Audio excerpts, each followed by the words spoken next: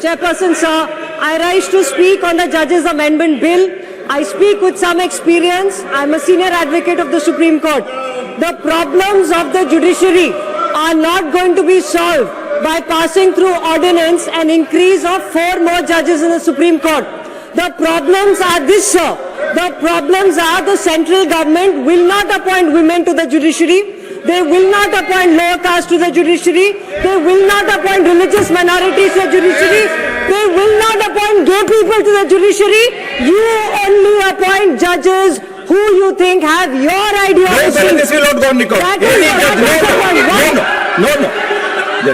Please speak.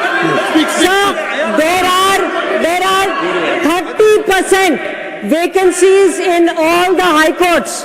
30% vacancies in all the high courts. Women are 14%.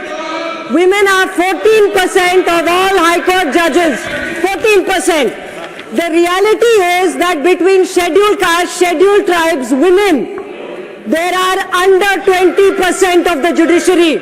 Between 2018 to 2026, this government appointed 3% scheduled caste judges.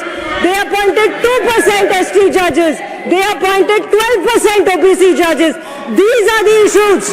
So today, in my hometown, in the capital of India, where the constitution was made, you want to pass 4 judges. In this capital, where students were beaten outside, the Home Minister won't come and talk about pensions.